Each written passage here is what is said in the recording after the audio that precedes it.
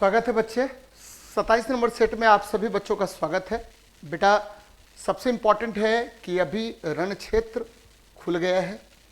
पूरा कुनबा जो है वो आपको ग्रुप डी में लगा हुआ है।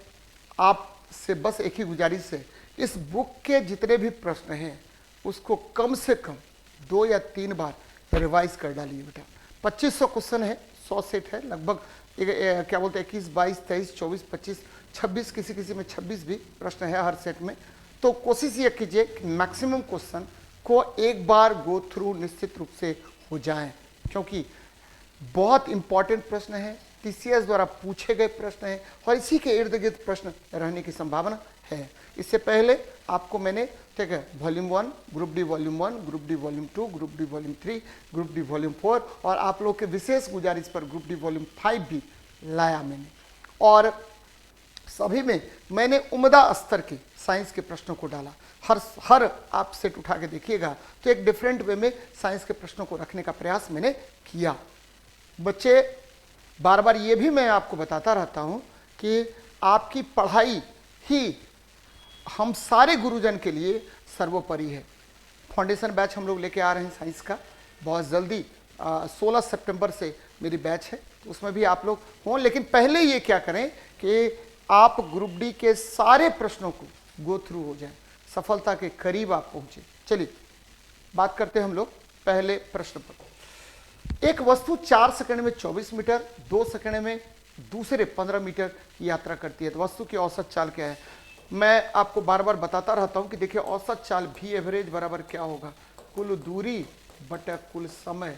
कुल दूरी बटा कुल समय, कोई बात नहीं है। कुल दूरी कितना 24, कुल समय कितना 15 और कुल समय कितना, तो बच्चे कुल समय है 4 + 2 यानी 39 बटा कितना हो गया 6। काट दीजिए इसको, 6 के 36, 6 6 ठीक है 3 0 6 35 मीटर पर सेकंड। देखिए कहाँ पर है, ठीक है तो 6.15 फिर से रिपीट कर रहा हूँ, 6 के 36, 6 6 तो 3 0 6 35 बच्चे ये गड़बड़ हो गया, ठीक है 6 के 36 36 3 0 6 35 बच्चे 6.5 मीटर पर सेकेंड होगा।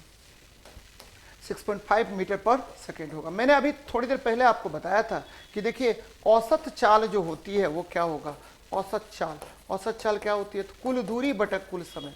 कुल दूरी बटा क्या होगा, कुल समय होगा। एकदम ध्यान में रखिएगा, कुल समय होता है एक चीज। दूसरा चीज क्या कि आपको याद रखना है कि चाल है क्या, चाल दूरी में परिवर्तन की दर होती है। दूरी में परिवर्तन की दर को हम क्या कहते हैं, चाल कहते हैं। परिवर्तन की दर होती है, दूरी में परिवर्तन की दर होगी चाल। और चाल कौन सी राशि, तो अदिश राशि। कौन सी राशि, अदिश राशि होती है। ध्यान में रखिए बच्चे, अदिश राशि होगा। चाल का मात्रक क्या हो गया, मीटर पर सेकेंड। चाल जो है ठीक है, चाल जो है ये भी ध्यान में रखिएगा कि यह जो है यह चाल याद रखना बेटा हमेशा धनात्मक होता है, हमेशा धनात्मक होता है, ऑलवेज पॉजिटिव, हमेशा पॉजिटिव होता है। बहुत अच्छी बात है, हमेशा क्या होगा, पॉजिटिव होता है। चलिए सेकंड क्वेश्चन को देखते हैं क्या कह रहा है सेकंड क्वेश्चन में। बच्चे याद रखना है, एक एथलीट 25 सेकंड में 500 मीटर की दूरी तय करता है, तो एथलीट की औसत गति क्या है। आसान क्वेश्चन, फिर वो वही पैटर्न पर क्वेश्चन है। भी एवरेज बराबर कुल दूरी अब बटा कुल समय हो गया। कुल दूरी कितना 500 मीटर, कुल समय कितना 25 सेकंड। काट दीजिए यानी 20 मीटर पर सेकेंड हो गया, 20 मीटर पर सेकेंड हो गया। तो ये देखिए ऑप्शन के भी आधार पर हम पकड़ सकते थे, यहाँ मीटर पर सेकेंड नहीं है, मीटर सेकेंड है। मीटर पर सेकेंड इसका ये त्वरण का मात्रक होता है, ये तो है ही नहीं कुछ बच्चे। तो याद रखिए त्वरण क्या होगा, त्वरण जो है वेग में परिवर्तन की दर को हम क्या कहते हैं, त्वरण। त्वरण ए बराबर क्या होता है, तो वेग में परिवर्तन की दर, वेग में परिवर्तन की दर होगी। एकदम ध्यान में रखिएगा, वेग में परिवर्तन की दर को हम क्या कहते हैं, त्वरण कहते हैं।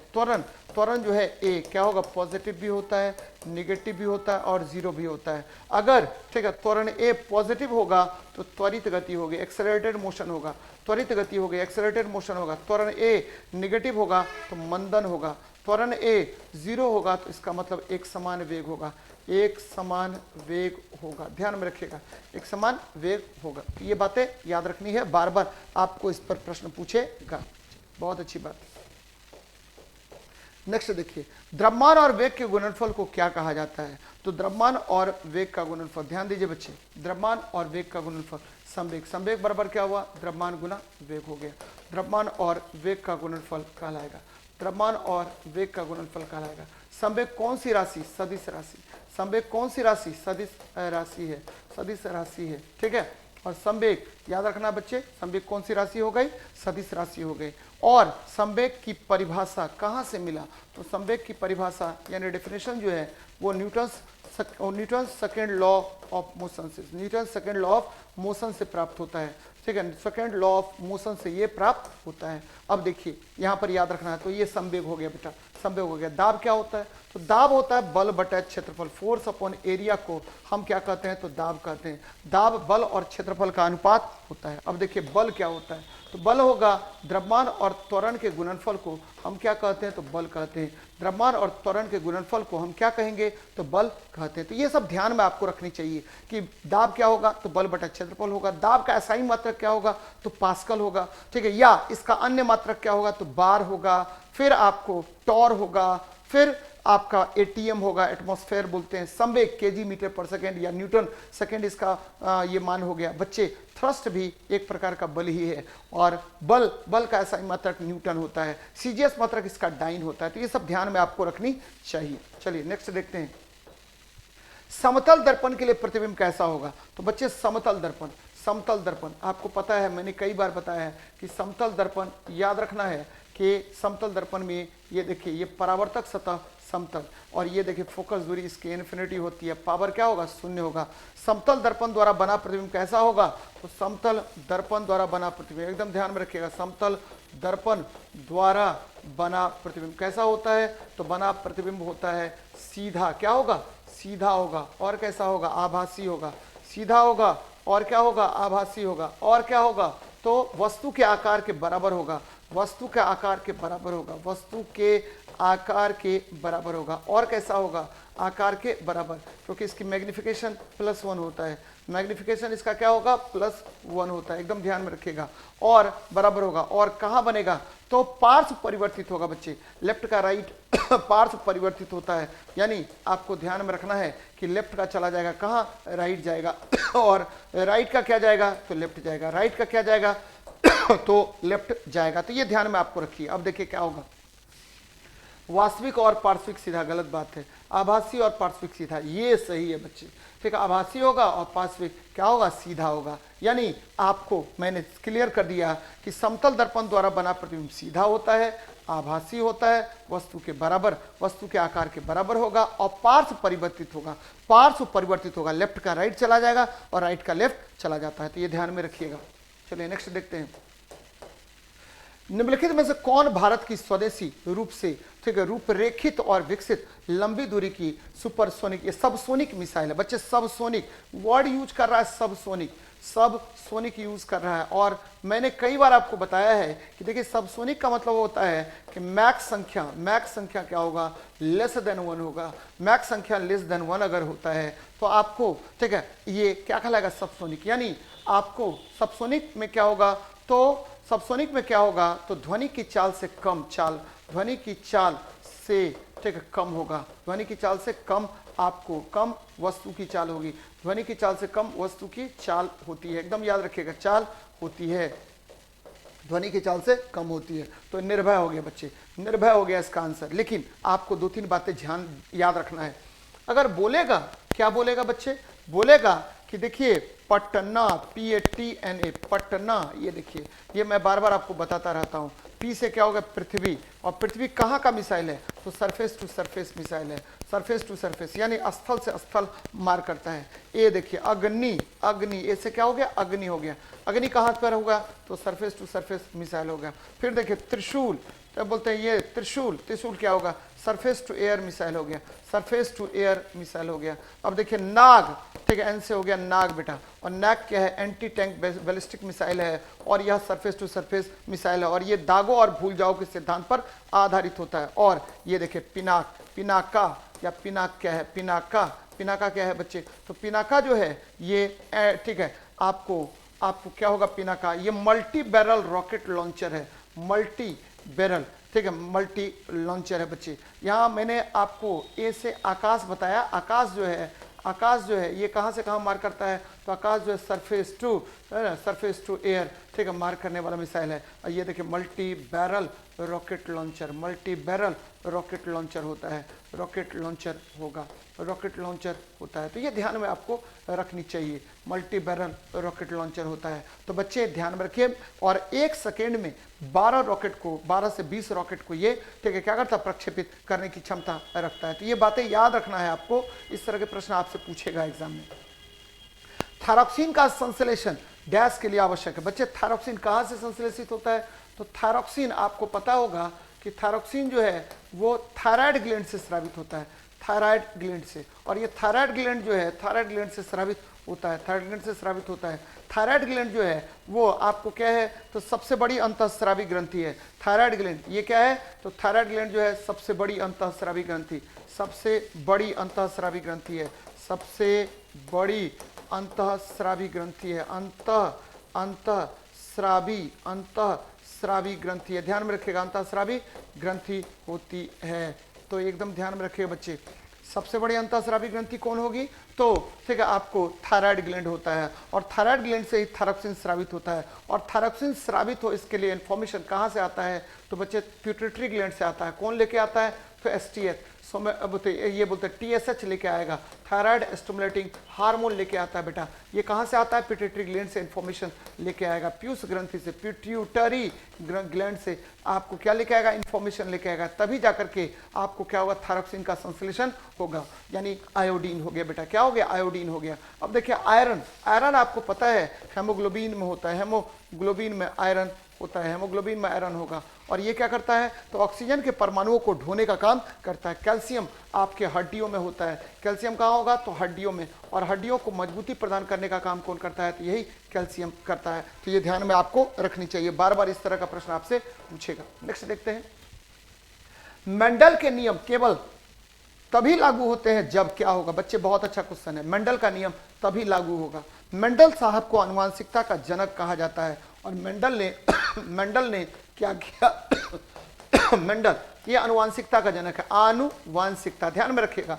अनुवांशिकता का जनक किसे कहा जाता है, तो मेंडल को कहते हैं, अनुवांशिकता का जनक कहते हैं। और मेंडल ने बहुत सारा काम किया बेटा।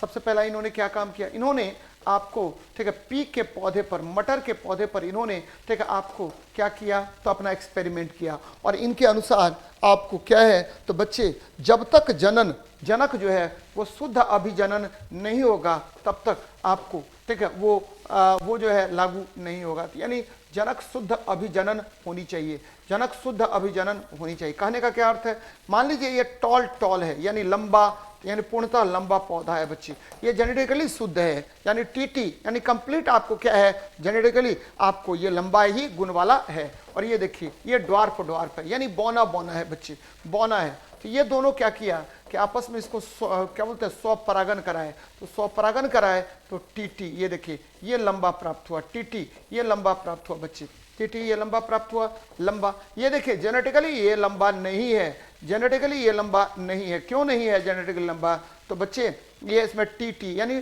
टॉल और ठीक है टॉल का भी है और ड्वार्फ का भी इसमें अंश है। लेकिन F1 जनरेशन में पूर्णतः लंबा प्राप्त हुआ, लेकिन F2 जनरेशन में तुरंत ये क्या करता है, स्वपरागन होने पर ये तुरंत 3:1 में ठीक है लंबा और नाटा प्राप्त होता बच्चे। तो ये F2 जनरेशन में स्वपरागन हो गया। इसीलिए आपको मेंडल का नियम तभी लागू होगा जब जनक क्या होगा, शुद्ध अभिजनन होता है। अगर शुद्ध नहीं है पूर्णतः ठीक है जेनेटिकली अगर आपको शुद्ध नहीं है तो ये मेंडल का नियम उस पर लागू नहीं होता है। तो ये ध्यान में रखिएगा। चलिए देखते हैं नेक्स्ट क्वेश्चन को। डैश यौगिक के क्रियात्मक समूह के रूप में OH है। बच्चे आपको मैं सब बता रहा हूं, ध्यान दीजिएगा जरा। ये OH मतलब अल्कोहल ग्रुप हो गया, OH का मतलब हुआ अल्कोहल ग्रुप, ये फंक्शनल ग्रुप है बेटा, फंक्शनल ग्रुप है। OH का मतलब अल्कोहल। फिर देखिए COH का मतलब हो गया क्या, ये कार्बोक्सिलिक एसिड है और इसको बोलते हैं ओइक एसिड या कार्बोक्सिलिक एसिड है बेटा। CHO जो है ये एल्डिहाइड ग्रुप है और इसको अल ग्रुप बोलते हैं, अल लग जाता है, एल्केनल लगा गया। C डबल बॉन्ड O ये कीटोन ग्रुप है और अंत में 1 लग जाएगा, क्या लग जाएगा, ONE1 लग जाता है, ONE1 लग जाता है। और देखिए क्या हो जाएगा, ये हो गया। अब देखिए ये X है, ये हेलोजेन है, क्या है, हेलोजेन है बच्चे, तो ये ध्यान में आपको रखनी चाहिए। यहाँ देखिए एसिटिक एसिड, आपको पता है एसिटिक एसिड क्या होता है, तो CH3COOH होता है, CH3COH होता है, ये एसिटिक एसिड कहेंगे। कार्बोक्सिलिक एसिड, ये COOH हो जाता है बच्चे, यानी किसी भी फंक्शनल ग्रुप में ये देखिए CnH2n+1 और COH होगा, CnH2n+1 और COOH हो जाएगा, इसको बोलते हैं क्या, कार्बोक्सिलिक एसिड। अल्कोहल देखिए क्या होता है, तो बच्चे CnH2n+1 और क्या हो जाएगा, OH हो जाएगा। और इथेनोइक एसिड C2H5OH होता है, इथेनोइक एसिड CH3COH होता है, इसी को बोलते हैं एसिटिक एसिड भी। इथेनोइक एसिड को ही एसिटिक एसिड बोलते हैं। तो आपको क्या क्या याद रखना है, यहाँ से याद रखना है, क्या याद रखना, पहला तो all alcohol, COH oic acid, CHO aldehyde, C double बोलो कीटोन और X जो है वो हेलोजन हो गया। तो ये ध्यान में रखिएगा आप लोग। चलिए नेक्स्ट देखते हैं। जब सोडियम सल्फेट समाधान बेरियम क्लोराइड के विलयन के साथ मिलाया जाता है तो क्या होगा, बच्चे अवक्षेप का निर्माण होता है। किसका निर्माण होगा, अवक्षेप का निर्माण यहाँ पर होता है। जब सोडियम सल्फेट समाधान बेरियम क्लोराइड के साथ मिलाया जाता है तो कौन सा अभिक्रिया होगा, तो बच्चे बेरियम सल्फेट का निर्माण होगा। अब देखिए क्या होगा, ये क्या है, तो सोडियम सल्फेट है और बेरियम क्लोराइड है, BaCl2 ले लीजिए और Na2SO4 ले लीजिए। तो बेटा ये क्या बन गया, ये बन गया आपको BaSO4। ये अवक्षेप के रूप में नीचे जम जाता है, अवक्षेप के रूप में जम जाएगा और आपको पता है 2NaCl सोडियम क्लोराइड प्राप्त हो जाएगा, यानी बेरियम सल्फेट प्राप्त होता है और ये प्रेसिपिटेट के रूप में नीचे जम जाएगा। ये देखिए, ये मान लीजिए परखनली है तो परखनली में ये नीचे क्या जम जाएगा, तो बेरियम सल्फेट प्रेसिपिटेट देगा बेटा, इसीलिए ये बड़ा इंपॉर्टेंट है बेरियम क्लोराइड। और आपको पता होगा कि बेरियम के घोल को पिलाकर एक्सरे कराया जाता है, जिससे क्या होगा कि खूब अच्छा पेट का क्या होगा या आंत का बहुत अच्छा प्रतिबिंब प्राप्त होता है, जिससे ये पता चल जाता है कि शरीर के या आंत के या पेट के किस भाग में कौन सी बीमारी है। बीमारी को पता करने के लिए हम क्या करते हैं, बेरियम मिल का उपयोग करते हैं। इसको भी लिख लीजिएगा, बेरियम मिल का उपयोग, बेरियम मिल का उपयोग किस में करेंगे, तो बेरियम मिल का उपयोग किया जाता है किस में, तो बच्चे ठीक है, एक्सरे, पेट का एक्सरे करने में, आमाशय का एक्सरे पेट का या आंत का एक्सरे करने में, आंत का एक्सरे करने में। और ये बड़ा इंपॉर्टेंट है बच्चे एक्सरे करने में, क्योंकि ये एग्जैक्ट इंफॉर्मेशन देता है कि आपके किस पेट के अंग में बीमारी है या क्या क्या प्रॉब्लम है, ये बताता है, तो ध्यान में रखिएगा। चलिए नेक्स्ट देखते हैं क्वेश्चन क्या कह रहा है। यहाँ देखिए, ज्वाइंट पर हड्डी की सतह को कौन मुलायम बनाता है, तो ज्वाइंट पर हड्डी की सतह को मुलायम बनाने का काम कौन करेगा, तो ये ध्यान में रखिएगा, ये करेगा, ठीक है, ये करेगा आपको कार्टिलेजेस, बच्चे कार्टिलेजेस करता है। और मैं बार बार आपको बताता भी रहता हूं कि देखिए मुलायम अस्थियां किसकी बनी होती हैं, मुलायम अस्थियां ये बनी होंगी, मुलायम अस्थि बनी होती है, आपको याद रखना है कार्टिलेजेस का बना होता है, कार्टिलेजेस का बना होता है। और यहाँ देखिए टेंडन किसको बोलते हैं, तो बच्चे बोन, ठीक है, बोन प्लस बोन जुड़ा है किससे, लिगामेंट से। किससे जुड़ा हुआ है, लिगामेंट से, यानी अस्थि जुड़ा हुआ है स्नायु से। और देखिए ठीक है, आपको पता है मैंने कई बार बताया है, मसल्स जो है, मसल्स बोन से जुड़ा होता है, किसके द्वारा, तो बच्चे ये जुड़ा होता है, ध्यान में रखिएगा, ये जुड़ा हुआ है, ठीक है, टेंडन के द्वारा। टेंडन को कंडरा कहा जाता है, कंडरा के द्वारा जुड़ा रहता है, ठीक है, कंडरा के द्वारा जुड़ा रहता है। तो बोन लिगामेंट और मसल बोन टेंडन, ध्यान में रखिएगा बेटा, मसल बोन किससे जुड़ा होगा, टेंडन से या कंडरा से जुड़ा होता है। बहुत इंपॉर्टेंट है, बार बार पूछेगा आपसे। चलिए नेक्स्ट देखते हैं। यहां देखिए, ओमिक उपकरणों का वर्तमान वोल्टेज ग्राफ इसके रूप में होता है। ओमिक बोल रहा है बच्चा, ओमिक मतलब क्या होता है, ओमिक मतलब होता है ओम के नियम का पालन करने वाला। ओमिक मतलब हो गया ओम के नियम का पालन करने वाला, ओम के नियम का पालन करने वाला, नियम का पालन करने वाला, ध्यान में रखिएगा, पालन करने वाला, ठीक है, वह करने वाला, वह, ठीक है, कंडक्टर जो ओम के नियम का पालन करता है उसे ओहमिक कंडक्टर कहा जाता है। ध्यान में रखिएगा बच्चे, कौन सा कंडक्टर कहेंगे, ओहमिक कंडक्टर कहा जाता है। जैसे कॉपर ले लीजिए, जैसे मैग्नीज का तार ले लीजिए, जैसे एल्युमिनियम का तार ले लीजिए। और याद रखना है ये क्या काम करेगा, तो बच्चे यहाँ पर ले लीजिए विभव या विभवांतर ले लीजिए, और यहाँ पर क्या ले लीजिए, तो धारा ले लीजिए। तो विभव और विभवांतर और धारा के बीच जो ग्राफ होगा वो सरल रेखा होता है, सरल रेखा होता है। तो यहाँ देखिए रैखिक ग्राफ प्राप्त होगा, क्या होगा, रैखिक ग्राफ। लेकिन यहीं पर अगर नन ओहमिक कंडक्टर होता, नन ओहमिक कंडक्टर होता तब क्या होता, नन ओहमिक कंडक्टर होता तब क्या होता, तो नन ओहमिक कंडक्टर का ग्राफ क्या होगा, वक्र रेखा होगा, वक्र रेखा होगा। ये ध्यान में रखिएगा, वक्र रेखा होता है। नन ओहमिक कंडक्टर का ग्राफ जो है वह वक्र रेखा होता है। तो ये ध्यान में रखिएगा, बार बार इस तरह का प्रश्न आपसे पूछेगा। चलिए, कैल्शियम सल्फेट हेमीहाइड्रेट का नाम क्या है? तो बच्चे आपको पता है, मैंने कई बार आपको बताया है कि देखिए बेकिंग सोडा क्या होगा, तो बेकिंग सोडा होगा, ठीक है, बेकिंग सोडा क्या होगा, तो यहाँ पर हो जाएगा NaHCO3, सोडियम हाइड्रोजन कार्बोनेट।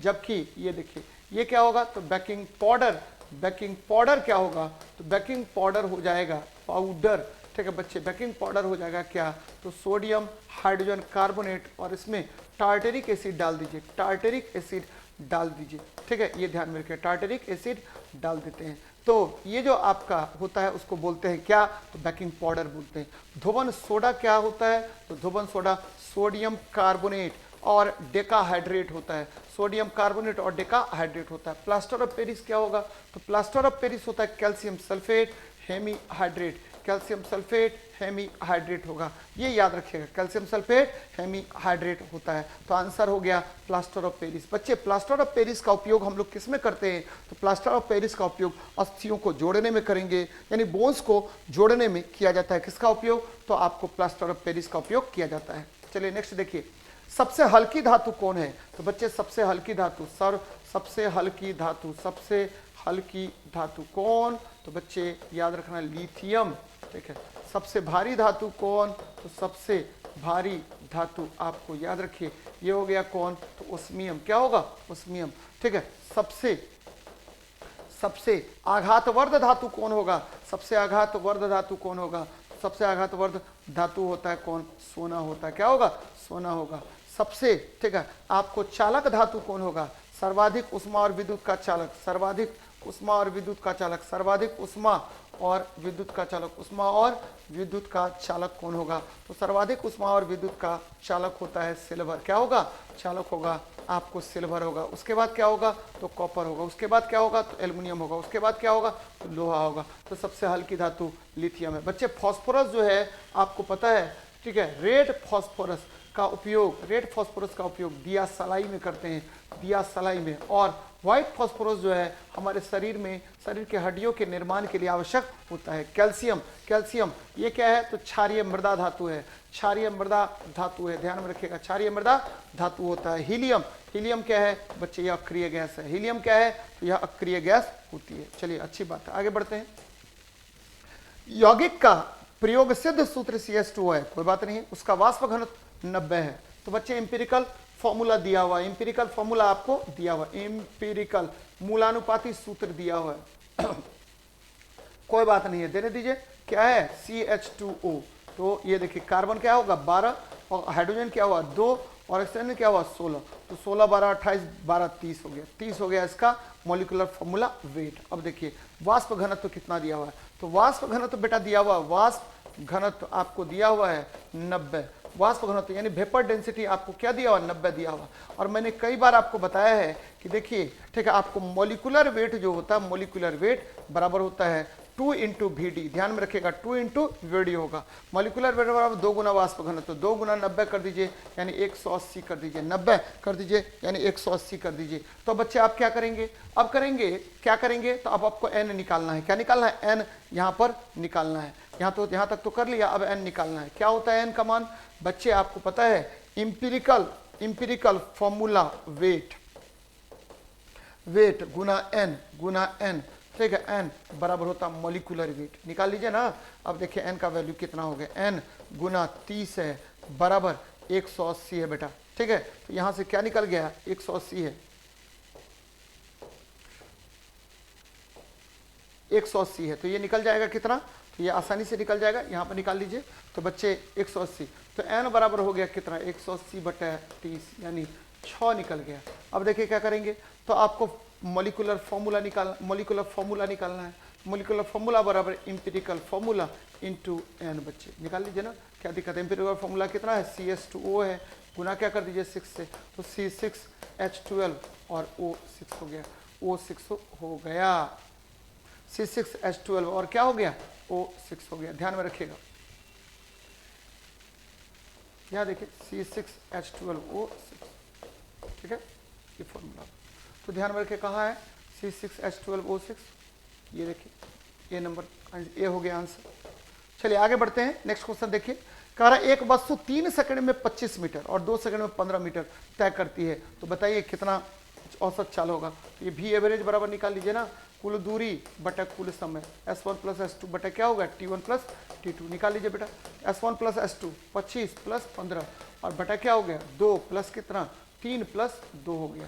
तो बच्चे यहाँ देखिए 40 हो गया बटा 5 हो गया, यानी 8 मीटर पर सेकेंड। देखिए कहाँ है, ये हो गया। तो आसान प्रश्न है। चलिए नेक्स्ट देखते हैं, जब एक परिपथ में कोई प्रतिरोध को श्रृंखला में जोड़ा जाता है तो प्रत्येक प्रतिरोध के पार विद्युत धारा का मान क्या होगा। बच्चे आपको पता है प्रतिरोधों का 2 प्रकार का संयोजन होता है, ध्यान में रखिएगा, प्रतिरोधों का संयोजन, प्रतिरोधों का संयोजन कितने प्रकार के, 2 प्रकार के संयोजन, 2 प्रकार के होते हैं, 2 प्रकार के होते हैं, एकदम ध्यान में रखिएगा, 2 प्रकार के होते हैं। कौन कौन होगा, तो प्रतिरोधों का संयोजन 2 प्रकार के होते हैं। पहला जो संयोजन होगा उसको हम बोलते हैं श्रेणीबद्ध संयोजन, श्रेणीबद्ध बोलते हैं, श्रेणीबद्ध बोलते हैं। और यहाँ देखिए श्रेणीबद्ध कहेंगे, और श्रेणीबद्ध संयोजन में क्या होगा, RS बराबर R1 प्लस R2 प्लस क्या होगा R3 प्लस R4 होता जाएगा, ये होता जाएगा बच्चे। और इसमें 2 बातें याद रखना है, क्या याद रखना है कि विभवांतर भिन्न भिन्न, विभवांतर यानी पोटेंशियल डिफरेंस क्या होगा, भिन्न होगा, लेकिन धारा क्या होगा, विद्युत धारा समान होगा, विद्युत धारा आपको क्या होगा, समान होगा, ये ध्यान में रखिएगा, विद्युत धारा समान होगा, यानी आपको सब कुछ समान होगा। अब देखिए क्या कह रहे हैं, दूसरा जो अब आपको संयोजन है उसको बोलते हैं समांतर संयोजन, समांतर संयोजन कहते हैं। और इसमें क्या होता है 1/RP बराबर 1/R1 प्लस क्या होगा 1/R2 प्लस क्या होगा 1/R3 होगा बेटा। तो ये ध्यान में रखिएगा, इसमें भी 2 कंसेप्ट है, क्या है, तो विभवांतर समान होगा, विभवांतर समान होगा यानी पोटेंशियल डिफरेंस सेम होगा, लेकिन विद्युत धारा क्या होगा, विद्युत धारा भिन्न होगा, विद्युत धारा आपको क्या होता है, भिन्न होता है, एकदम ध्यान में रखिएगा, विद्युत धारा आपका भिन्न होता है। तो ये ध्यान में रखनी है, बार बार आपको यहाँ पर प्रश्न पूछेगा। तो बच्चे ये देखिए क्या होगा, कई प्रतिरोधों को श्रृंखला में जोड़ा जाता है तो प्रत्येक प्रतिरोधक के पार विद्युत धारा का मान क्या होता है, समान रहता है, इक्वल रहता है। तो ये बातें याद रखिएगा, जब भी श्रेणीबद्ध संयोजन की बात करेगा तो वहां पर क्या होगा, तो विद्युत विभवांतर भिन्न होगा लेकिन विद्युत धारा समान होगा। जब भी समांतर संयोजन की बात कहेगा तो विभवांतर समान होगा लेकिन विद्युत धारा भिन्न होगा। तो ये बातें याद रखिएगा, बार बार आपसे ये क्वेश्चन पूछेगा। चलिए, निम्नलिखित तत्वों के समूह की विशेष विशेषताएं क्या है।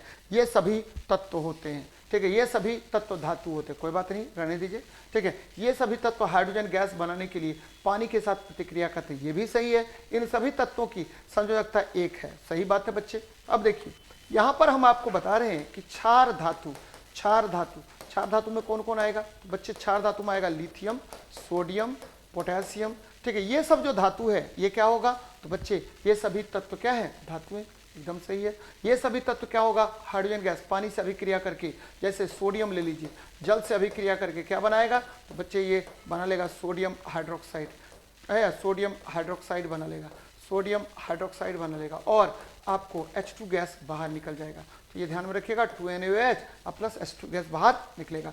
इस सभी की संयोजकता 1 होती है, सही है। क्षार धातुओं की संयोजकता क्या होगी, 1 होगी। तो ये क्या होगा, अल्कली धातु मेटल समूह होगा। एल्कलाइन अर्थ समूह का संयोजकता 2 होता है, ठीक है। अल्कली मेटल हेलोजन समूह, गलत बात है। हेलोजन समूह का, ठीक है, आपको संयोजकता भले ही 1 होगा लेकिन संयोजी इलेक्ट्रॉन इसमें 7 होते हैं। फ्लोरीन, क्लोरीन, ब्रोमीन, आयोडीन और स्ट्रेटिन ये सभी क्या हैं, तो बच्चे हेलोजन हैं। तो ये ध्यान में रखिएगा।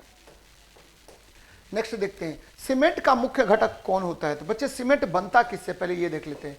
सीमेंट किसके बने होते हैं, तो सीमेंट बने होते हैं, सीमेंट बने होते हैं किसके, तो कैल्शियम ऑक्साइड के। सीमेंट बने होते हैं सिलिका ऑक्साइड के। सीमेंट में क्या होता है, तो सीमेंट में होता है थोड़ा सा मैग्नीशियम ऑक्साइड, थोड़ा सा क्या होगा, एल्यूमिना होगा, एल्यूमिना होगा, थोड़ा सा इसमें क्या होगा तो बच्चे फेरस ऑक्साइड होगा, और इसमें हम जिप्सम भी डालते हैं, CSO4 इंटू 2H2O डालते हैं, इसको बोलते हैं जिप्सम। क्या बोलेंगे? जिप्सम बोलेंगे। और जिप्सम सीमेंट के जमने की दर को कम कर देता है। जिप्सम क्या करेगा? सीमेंट के जमने की दर को कम कर देता है, सीमेंट के जमने की दर को घटा देता है, सीमेंट के जमने की दर घटा देता है। एकदम ध्यान में रखिएगा, घटा देता है, बहुत इंपॉर्टेंट है बेटा। सीमेंट के जमने की दर को क्या कर देगा? घटा देगा। और याद रखिएगा कि सीमेंट में, ध्यान दीजिए बच्चे, सीमेंट में अगर चूना ज्यादा हो, कैल्शियम ऑक्साइड ज्यादा हो जाएगा तो दरार पड़ जाएगा, एकदम याद रखिएगा, दरार पड़ जाता है। अगर एल्यूमिना इसमें ज्यादा हो, Al2O3 इसमें ज्यादा हो जाएगा तो सीमेंट क्या होगा तो जल्दी जम जाएगा, जल्दी जम जाता है, जल्दी जमेगा बच्चे। ठीक है, तो ये सब बातें याद रखिए, बार बार आपसे क्वेश्चन पूछेगा। यहाँ देखिए सिलिका ऑक्साइड हो जाएगा। अब देखिए कैल्शियम कार्बोनेट, आपको पता है बेटा कैल्शियम कार्बोनेट को हम चूना पत्थर कहते हैं, बार बार आपको बताते रहते हैं, चूना पत्थर कहा जाता है। और यहाँ देखिए ये मैग्नीशियम हाइड्रोक्साइड, इसको थोड़ा सा OH2 कर लेते हैं, इसको बोला जाता है MgOH Hol2 को मिल्क ऑफ मैग्नीशिया कहते हैं, मिल्क ऑफ मैग्नीशिया कहा जाता है। तो ये सब बातें याद रखिए, बार बार क्वेश्चन पूछेगा कि मिल्क ऑफ मैग्नीशिया का क्या यूज करते हैं। याद रखना बेटा, क्या कह रहे हैं कि सिलिका ऑक्साइड, कैल्शियम ऑक्साइड सबसे अधिक मात्रा में, उसके बाद silica, magnesium oxide, alumina, ferrous oxide और अंत में जिप्सम होता है। और जिप्सम सीमेंट के जमने की दर को क्या कर देगा? घटा देने का काम करता है। चलिए, बहुत अच्छी बात। आगे देखते हैं, सघन माध्यम में प्रवेश करने पर प्रकाश की गति के परिवर्तन को कहा जाता है। बच्चे सघन माध्यम में अगर कोई प्रकाश की किरण, ये देखिए सघन माध्यम है ना, सघन माध्यम, ठीक है, सघन माध्यम, ये मान लीजिए विरल माध्यम है, विरल माध्यम से प्रकाश की किरण चली, सघन माध्यम में प्रवेश की, तो ये आपको क्या होगा? अभिलंब की ओर मुड़ जाती है। और इस गुण को हम क्या कहते हैं? अपवर्तक सूचकांक कहते हैं, अपवर्तक सूचकांक कहेंगे। क्या कहेंगे? अपवर्तक सूचकांक कहते हैं। एकदम याद रखिए बच्चे, अपवर्तक सूचकांक कहते हैं। यानी आपको कि जब प्रकाश की किरण, ध्यान दीजिए बच्चे, जब प्रकाश की किरण एक माध्यम, प्रकाश की किरण क्या होगी तो एक माध्यम से दूसरे में जाएगी, किरण एक माध्यम से दूसरे में जाती है, एक माध्यम से, ठीक है, एक माध्यम से दूसरे में जाती है तो क्या होगा? तो अभिलंब से दूर भागेगी या अभिलंब की ओर मुड़ेगी। याद रखना है, अभिलंब से क्या होगी? अभिलंब से दूर भागेगी, दूर या निकट जाती है, दूर या निकट आती है, इस घटना को निकट आती है, इस घटना को हम क्या कहते हैं? तो अपवर्तन कहते हैं। आती है, ये क्या कहलाएगा? अपवर्तन कहलाएगा, प्रकाश का अपवर्तन कहलाता है। तो ये ध्यान में आपको रखनी चाहिए। जबकि अपवर्तक सूचकांक क्या होता है? इसको अपवर्तनांक कहते हैं। निर्वात में प्रकाश का वेग बटा माध्यम में प्रकाश का वेग, या साइन आई बटा साइन आर होता है। तो ये ध्यान में आपको रखनी चाहिए कि अपवर्तक सूचकांक क्या होता है। बच्चे, निर्वात में प्रकाश का वेग बटा माध्यम में प्रकाश का वेग होगा। आपतन कोण क्या होता है? तो जब प्रकाश की किरण किसी माध्यम में पड़ती है तो वह अभिलंब के साथ जितना कोण बनाती है उसे ही आपतन कोण कहेंगे। ये देखिए, ये क्या होगा? आपतन कोण हो जाएगा। और परावर्तन के नियम से आपतन कोण आपतन कोण परावर्तन कोण के क्या होगा? बराबर होगा। ठीक है बच्चे, ये ध्यान में रखनी चाहिए आपको। देखिए नेक्स्ट, कुछ पौधों की जड़ें उपजी और पत्तियों, कुछ पौधों की जड़ों उपजी और पत्तियों की डैश प्रक्रिया के माध्यम से नए पौधे विकसित किए जा सकते हैं। इसमें वनस्पति प्रचार होगा बच्चे। क्या होगा? वनस्पति प्रचार। यहां देखिए, ये आपको इसको इंग्लिश में बोलते हैं वेजिटेटिव प्रोपेगेशन, वेजिटेटिव प्रोपेगेशन कहेंगे, वेजिटेटिव प्रोपेगेशन कहेंगे। और आपको ये प्रोपेगेशन कहा जाएगा। क्यों? क्योंकि बच्चे आपको पता है कि बहुत सारे पौधों में, ठीक है, तना से, ठीक है, फिर देखिए जड़ से, फिर देखिए कली से, फिर देखिए फूल से, यानी नए पौधे का विकास आप कर सकते हैं, नए पौधे का विकास कर सकते हैं। इस प्रक्रिया को, यानी पौधे के अन्य भागों से, देखिए पौधे के भ्रूण से नहीं, अन्य भागों से जब आपका क्या होगा, ठीक है, नए पौधे का विकास किया जा सकता है, तो उस प्रक्रिया को वेजिटेटिव प्रोपेगेशन कहा जाता है, वनस्पति प्रचार कहा जाता है बच्चे, वनस्पति प्रचार कहा जाएगा। तो ये ध्यान में रखिएगा। विखंडन में क्या होता है? जैसे अमीबा का विखंडन होता है, तो अमीबा क्या होगा? दो भागों में टूट जाएगा, ठीक है। और एकाधिक विखंडन, ये प्लाज्मोडियम क्या होता है? एक से अधिक भागों में टूट जाता है, इसको बोलते हैं बहुविखंडन कहा जाता है, बहुविखंडन कहा जाता है। तो प्लाज्मोडियम का बहुविखंडन होता है। यहाँ देखिए, 30 किलो द्रव्यमान की एक वस्तु को 10 मीटर पर सेकंड के समान वेग से स्थानांतरित की जाती है। वस्तु की गतिशील ऊर्जा क्या होगी? तो बच्चे ऊर्जा, काइनेटिक एनर्जी बराबर क्या होता है? तो हाफ mv² निकाल लीजिए ना, 1/2 m का वैल्यू तो 30 किलो है, कर दीजिए गुना भी का वैल्यू क्या है 10 का स्क्वायर है, तो 1/2 गुना 30 गुना 10 मतलब 100। तो बच्चे इसको काट दीजिए, 15 हो गया, 1500 जूल हो जाएगा, 1500 जूल एनर्जी हो जाएगा। तो आंसर क्या होगा, डी नंबर होगा। ध्यान में रखिएगा बच्चे, कुल ऊर्जा बराबर क्या होता है, काइनेटिक एनर्जी प्लस क्या होता है, पोटेंशियल एनर्जी होता है। तो ये ध्यान में आप रखिएगा कि अगर काइनेटिक एनर्जी बढ़ेगा तो पोटेंशियल एनर्जी का मान घटेगा, और पोटेंशियल एनर्जी का मान बढ़ेगा तो काइनेटिक एनर्जी का मान घटता है। तो ये ध्यान में रखनी चाहिए। चलिए देखते हैं, उत्तक हमारे मुंह के आंतरिक स्तर को बनाता है। तो बच्चे कौन सा उत्तक बनाएगा हमारे मुंह के आंतरिक स्तर को, तो सरल स्क्वेमस एपिथेलियम उत्तक, सरल स्क्वेमस एपिथेलियम उत्तक हमारे मुंह का संरचना बनाता है बच्चे। और ये याद रखिएगा बच्चे, आपको पता होगा कि एपिथेलियम उत्तक जो होता है, एपिथेलियम उत्तक जो होता है, ये क्या करता है, तो त्वचा का भी निर्माण करता है। किसका, तो त्वचा का निर्माण करेगा। शरीर के विभिन्न संरचनाओं का निर्माण भी यही उत्तक करता है। देखिए, स्तरित स्ट्रेटिफाइड स्क्वेमस एपिथेलियम, स्ट्रेटिफाइड आपको स्क्वेमस एपिथेलियम उत्तक, तो आपका जो शरीर का आंतरिक संरचना है, जहां पर तीव्र आपको क्या होता है, तीव्र, ठीक है, एसिड और बेस का प्रहार होता है, वहां पर स्तरित स्क्वेमस एपिथेलियम उत्तक होता है। कॉलमनर एपिथेलियम उत्तक, तो देखिएगा बहुत सारा, जैसे छोटी आंत, बड़ी आंत, ये सब क्या होगा, तो आपको बना होता है कॉलमनर एपिथेलियम उत्तक का। तो स्तंभाकार एपिथेलियम उत्तक छोटी आंत का भीतरी सतह बनाता है। और याद रखना बच्चे कि आपका जो सलकाव एपिथेलियम उत्तक है, सलकाव एपिथेलियम उत्तक है, इससे क्या बना होता है, तो सलकाव एपिथेलियम उत्तक त्वचा की बाहरी परत को बनाता है। इसके अलावा मुख गुहा, जिह्वा, ग्रासनली, आहार नाल सब इसके बने होते हैं सलकाव आपको एपिथेलियम उत्तक से। तो ये ठीक है बच्चे, लगातार मैं जुड़ा हुआ हूँ आपसे, फिर नए सेट को लेकर के मैं बहुत जल्दी आऊँगा आपके सामने में। और ठीक है, ये लगातार हम लोग कर रहे हैं एक तरफ से काम। बच्चे, आपको मैं बार बार बता रहा हूँ कि आप जो है ज़्यादा से ज़्यादा प्रश्नों का अभी आंसर देखें, हल देखें, और ठीक है सफलता अर्जित करने का प्रयास करें। चलिए मिलते हैं नेक्स्ट क्लास में। जय हिंद, जय भारत।